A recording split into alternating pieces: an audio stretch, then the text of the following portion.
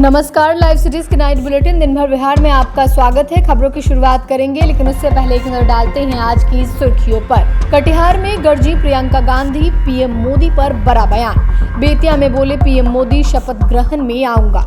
2005 से पहले बिहार में भय का माहौल, सीएम का परिवारवाद पर हमला। अगले 5 साल में 25 चीनी मिल लगाए जाएंगे, पूर्णिया में बोले अमित शाह। बिहार में बन रही महागठबंधन की सरकार, मुकेश सहनी का दावा। चिराग पासवान का दावा, 6 दिन बाद बनेगी हमारी सरकार। बोधगया पहुंचे मल्लिकार्जुन खड़गे, बोधि वृक्ष के नीचे लगाया ध्यान। खेसारी लाल यादव का बीजेपी स्टार प्रचारकों पर हमला। समस्तीपुर में फेंकी मिली वीवीपैट पर्चियां, इलेक्शन कमीशन ने की कार्रवाई। अगले 72 घंटे में और गिरेगा तापमान, विभाग ने जारी किया अलर्ट। अब खबरें विस्तार से।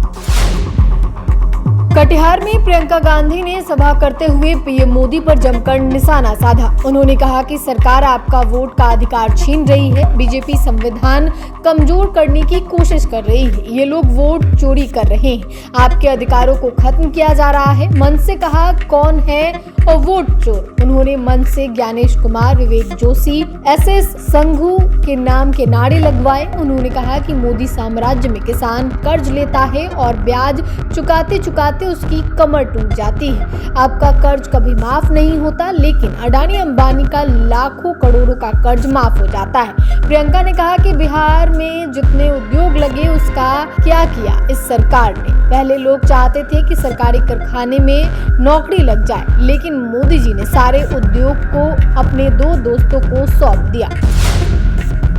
पीएम मोदी ने बेतिया में सभा की और सभा में कहा कि बेतिया में मेरे बिहार चुनाव अभियान का समापन रैली है। इस चुनाव में मेरी आखिरी सभा है। 11 नवंबर को हमें सिर्फ सीटें नहीं जीतनी, हर बूथ जीतना है। उन्होंने आगे कहा कि मैं जीत के विश्वास के साथ खड़ा हूं। अब एनडीए के शपथ ग्रहण में आऊंगा। पीएम मोदी ने कहा कि जंगल राज को हराने का मतलब सिर्फ कांग्रेस राजद को हराना नहीं है, इस मानसिकता को भी हराना है। जंगल राज का परिवार बिहार का सबसे भ्रष्ट परिवार है। दिल्ली का नामदार देश अब सबसे भ्रष्ट परिवार है।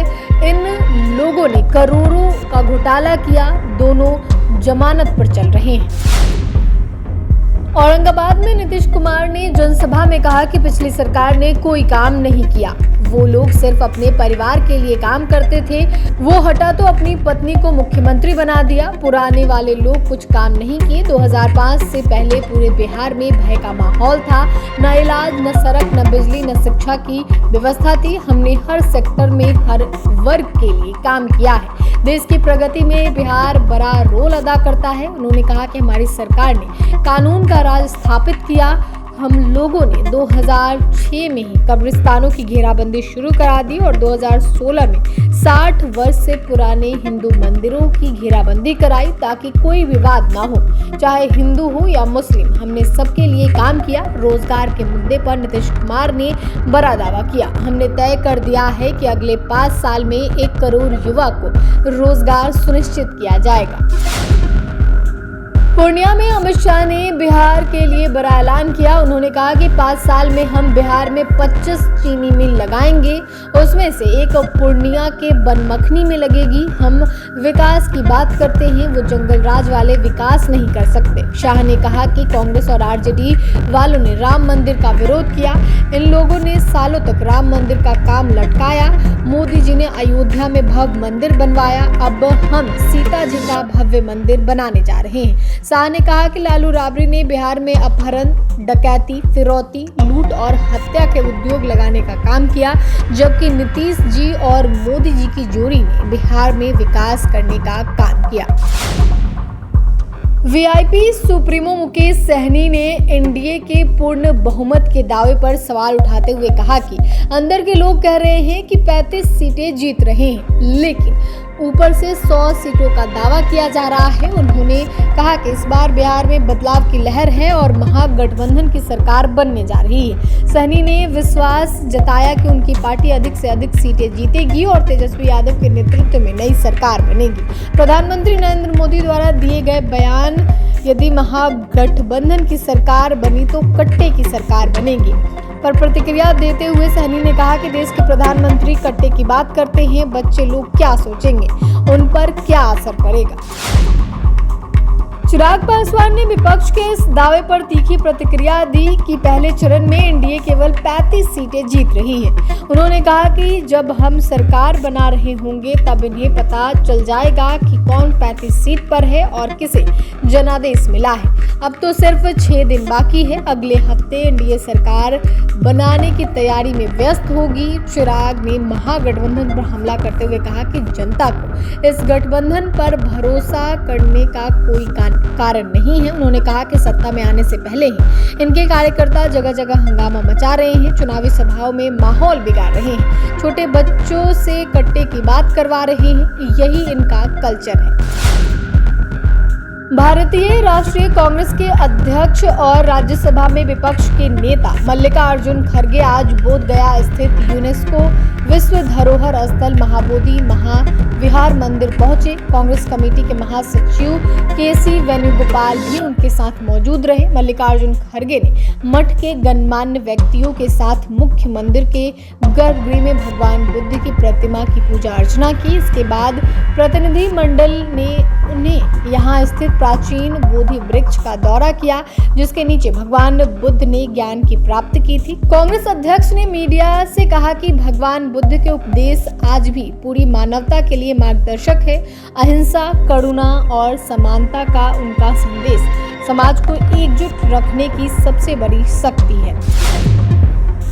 समस्तीपुर के सरायरंजन विधानसभा क्षेत्र के KSR कॉलेज के पास सड़क पर भारी संख्या में वीवीपैट की पर्चियां मिलने के मामले में इलेक्शन कमीशन ने एक्शन लिया। प्रशासन ने भी इस मामले में जांच का आदेश दिया है।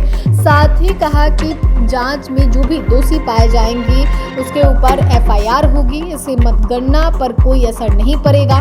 दूसरी तरफ राजद ने सोशल मीडिया एक्स पर एक वीडियो शेयर किया। इसके साथ ही लिखा कि समस्तीपुर के सरायरंजन विधानसभा क्षेत्र के KSR कॉलेज के पास सड़क पर भारी संख्या में EVM से निकलने वाली वीवीपैट पर्चियां फेंकी मिली है। कब, कैसे, क्यों, किसे इशारे पर इन पर्चियों को फेंका गया है।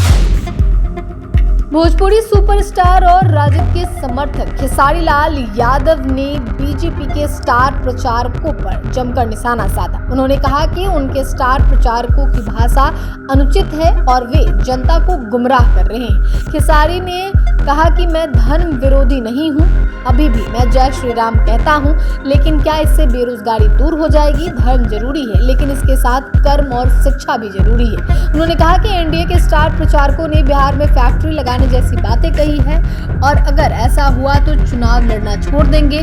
खेसारी ने आग्रह किया कि मुझे टारगेट मत करो, बिहार को बेरोजगारी और अशिक्षा को टारगेट करो। खेसारी ने खुद को तेजस्वी यादव का छोटा भाई बताते हुए कहा कि 4 दिन के अंदर मैं इन चारों स्टार प्रचारकों को पागल करवा दूंगा। पहले चरण में चुनाव में हम सभी सीटों पर जीत दर्ज करेंगे। उन्होंने पूरे बिहार को ठगा है।